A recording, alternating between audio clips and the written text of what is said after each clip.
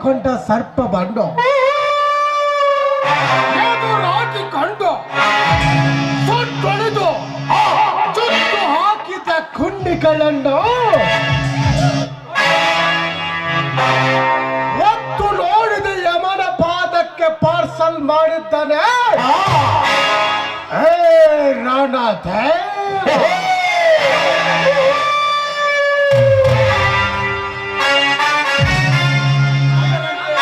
ಅದರಂತೆ ಆ ಸುಗುಮುಡೇಶ್ವರ ಜಾತ್ರೆಯ ನಿಮಿತ್ತವಾಗಿ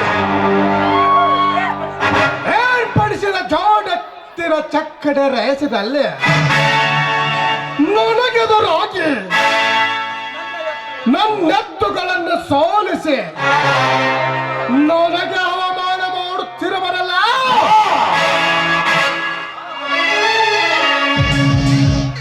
ಆ ಬಸವಂತನ ತಮ್ಮ ಲಕ್ಷ್ಮಣ.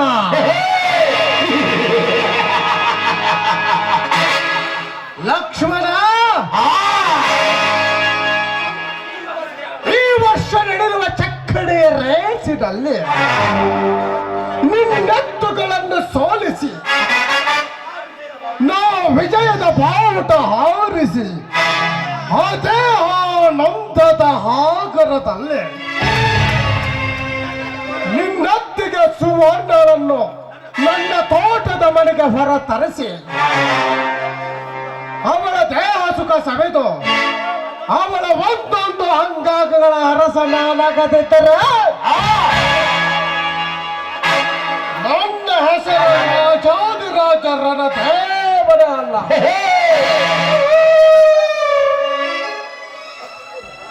ನಮಸ್ಕಾರ ಊರಿನ ಧನಿಕರಿಗೆ.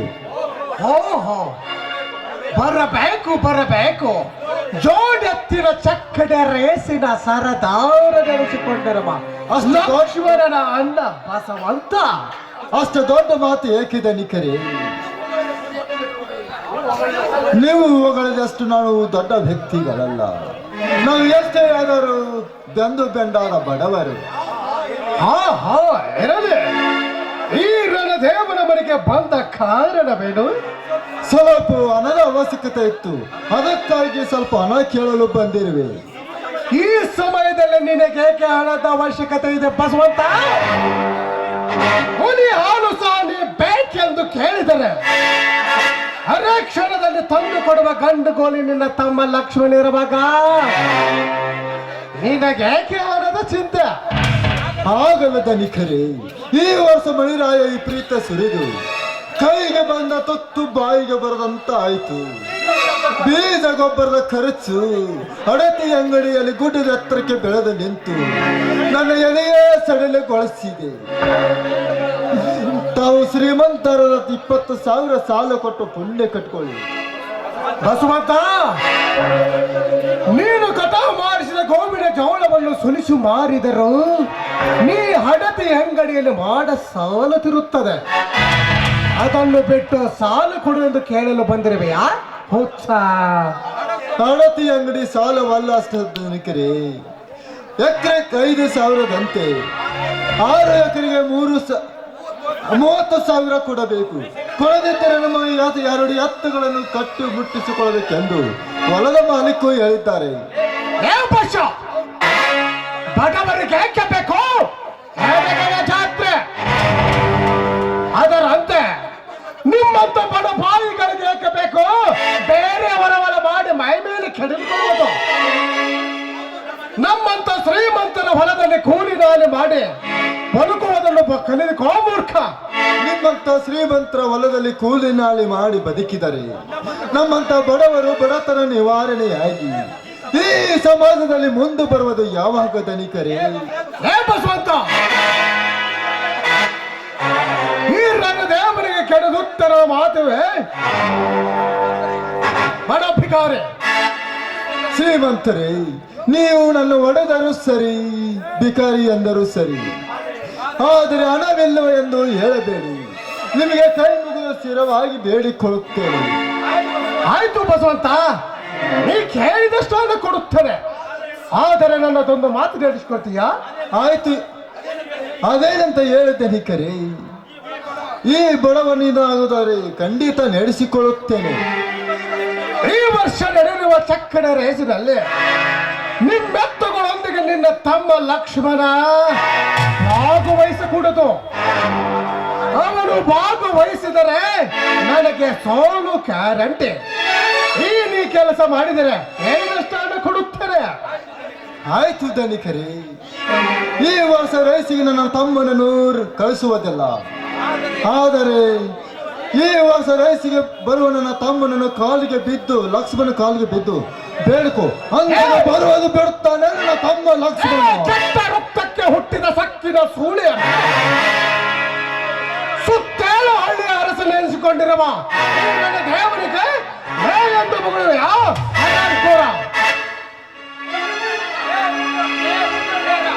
ರುದ್ರನಾಗ ಬೇಗ ಬರ್ಲೆ ಹಲ್ಕ ನನ್ನ ಮಕ್ಕ.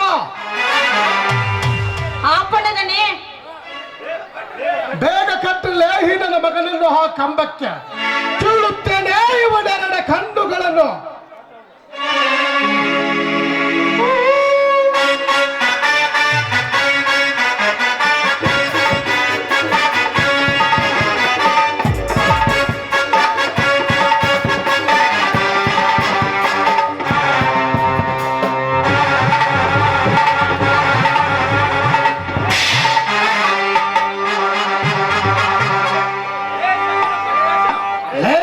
ಸೊಕ್ಕಿನ ಕೂಳಿ ಬಸ್ಯ ಏನಂದ್ರೆ ನಾನು ನಿನ್ನ ತಮ್ಮನ ಕಾಲಿಗೆ ಬಿದ್ದು ಬೇಡಿಕೊಳ್ಬೇಕೆ? ಹರಡು ಬಯಸು ಮಗನೇ.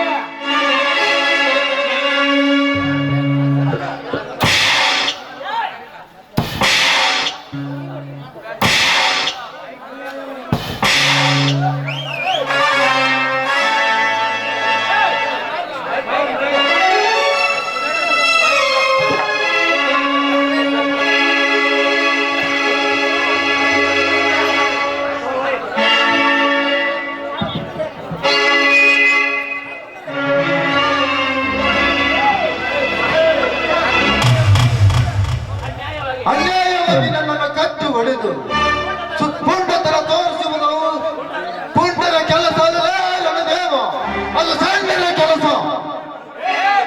ತುತ್ತು ಕೂಳಿಗೆ ಗತೆ ಇಲ್ಲದ ಬಡಪಾಯಿ ನನಗಲೇ ಹೆಚ್ಚಿ ಮಾತನಾಡುವೆ ಆರಾಮ್ಕೋರ.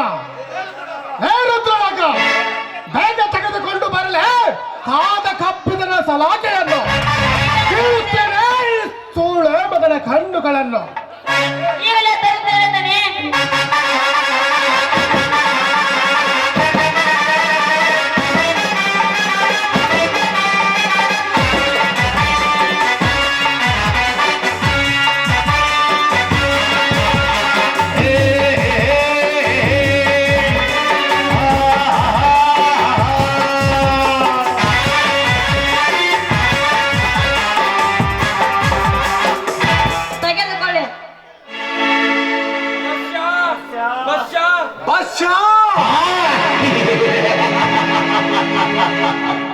ದೀಪ ಹಾರುವ ಮುನ್ನ ಅತಿ ಪ್ರಕಾಶ ತೋರಿದಂತೆ ಅದರಂತೆ ನಿಮ್ಮಂತ ನರ ಪ್ರಾಣಿಗಳು ಸಾವಿಗೆ ಸಮೀಪಿಸಿದಂತೆ ಮನಸ್ಸಿಗೆ ಬಂದಂತೆ ಮಾತನಾಡುತ್ತವೆ ಅಂತೆ.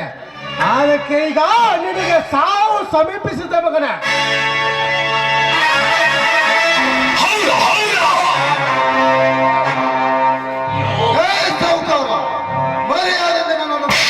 ಪ್ರಾಣ ಉಳಿಸಿಕೊ.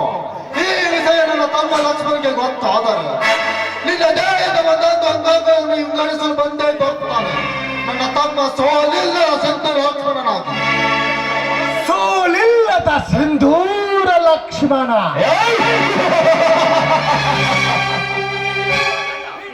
ಹೆಣ್ಣು ಹುಲಿಗಳ ಗಂಡನಾದ ಈ ನನ್ನ ದೇವನನ್ನು ಕೆಣಕಿ ಬದುಕುವ ಅವನ